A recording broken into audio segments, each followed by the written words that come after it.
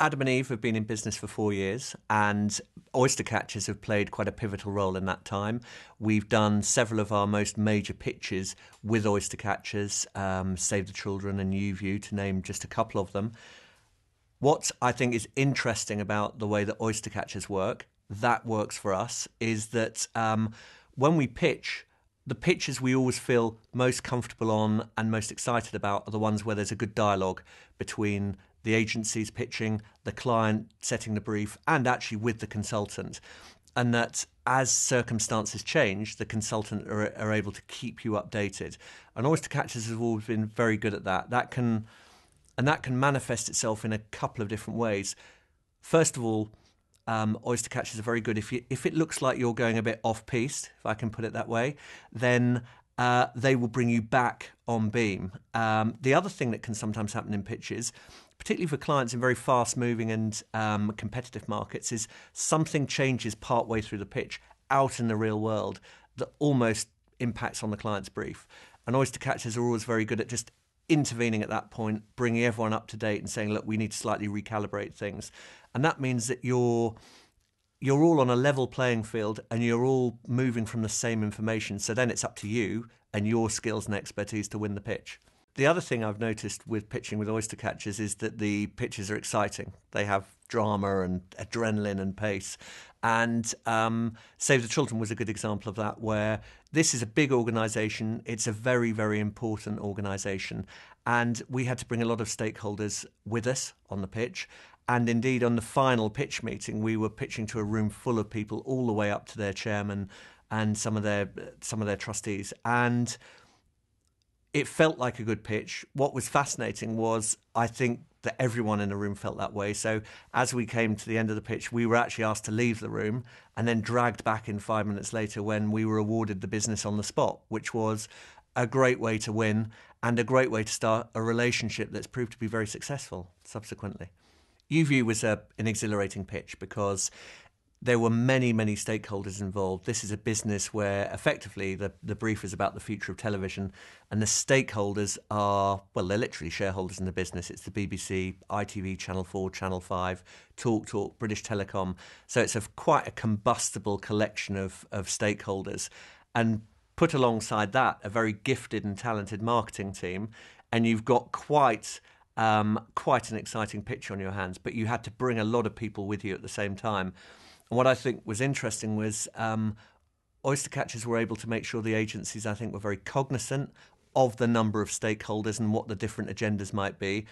And also, because the situation was changing all of the time as it was a technological product, make sure the agencies were thoroughly up to speed with what was going to be the final product offer.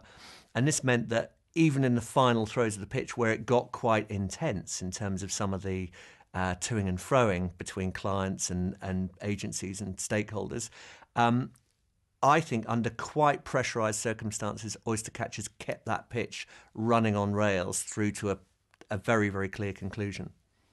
What's pronounced about working with Oystercatchers is a level of personal service, I think, where certainly we feel that we've been stewarded through pitches in a way that's, whilst entirely appropriate, it means that agencies as paranoid kind of organisations can sometimes need to vent their worries and share their worries during pitches. And actually, I've been able to do that with working with Oystercatchers. And you get told, look, Nick, don't worry about that, you're talking nonsense. Or no, that's a valid point. Let's try and flush that out with the client and get clear on that. And that helps because sometimes the pitching process can be very disorientating for agencies, and it can be a vacuum. You get given a brief and literally just told to come back in 4 weeks. And as creative organisations, your minds can wander all over the place in 4 weeks. So what's good about it is I think this thing of stewardship and being closely managed, not overmanaged, but in a way that makes sure there is a powerful and a clear result for a pitch. I don't think I could recommend highly enough having an intermediary running a pitch, because when you're on the receiving end of a brief, as agencies are, you really, really notice the difference. And as I said, pitches are often, they're a bit of a moving target, and you need someone to keep control of the process. And so having an intermediary is very important. I think where Oystercatchers really add value is in the way that any good pitch consultant should, which is really being able to ensure that there is a clear and focused brief, which is the most important thing. Then making sure actually that both agencies and clients are sticking to that brief, or if the brief has to change, that everyone knows, and that there is, as far as possible, that kind of perfect information leading to perfect competition on a pitch.